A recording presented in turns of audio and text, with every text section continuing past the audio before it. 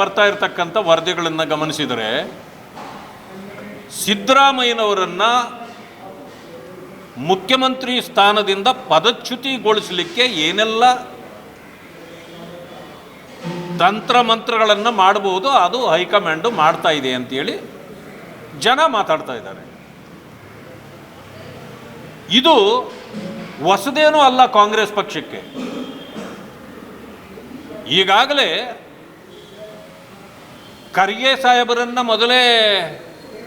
ನಾನು ಮೊದಲೇ ಹೇಳಿದ್ನಲ್ಲ, ಅವರಿಗೆ ಒಂದು ಕೆಡ್ಡ ತೋಡಿ ಡೆಲ್ಲಿಗೆ ಕರೆಸ್ಕೊಂಡು ಅವ್ರನ್ನ ಮುಗಿಸಿದ್ದಾಯ್ತಲ್ಲ. ಅವ್ರನ್ನೇನು ಆಗದಿದ್ದಂಗೆ ಆಮೇಲೆ ನೋಡ್ಕೊಂಡ್ರಿ.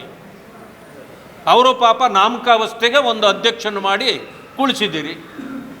ಮಾತೆತ್ತಿದ್ರೆ ಅವ್ರೇನು ಹೇಳ್ತಾರೆ, ಅವರೇ ಹೈಕಮಾಂಡು.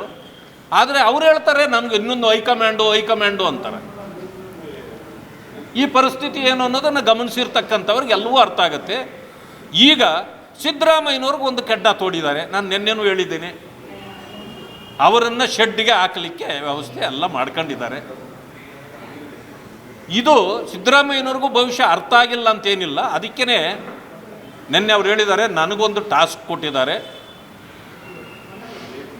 ಹಿಂದುಳಿದ ವರ್ಗಗಳ ಸಭೆ ಕರಿಬೇಕು ಅಂತ. ಅಷ್ಟೇ ನಂದು. ಅದಕ್ಕೂ ಅದನ್ನು ಬಿಟ್ಟು ಮುಂದುವರೆದು ನಾನು ಇನ್ಯಾವುದನ್ನು ಒಪ್ಕೊಳ್ಳೋದಿಲ್ಲ ಅಂತ ಅವರು ಹೇಳಿದ್ದಾರೆ. ಆದರೆ ಇದು ಎಲ್ಲಿವರೆಗೂ ಹೋಗಿ ನಿಲ್ತದ ನೋಡೋಣ. ಒಟ್ಟಿಗೆ ಸಿದ್ದರಾಮಯ್ಯನವರಿಗೆ AICC ಕೆಡ್ಡ ತೋಡಿದೆ ಅನ್ನೋದು ಯಾರಿಗೆ ಆದರೂ ಗೊತ್ತಾಗುತ್ತೆ, ಅರಿವಾಗುತ್ತೆ.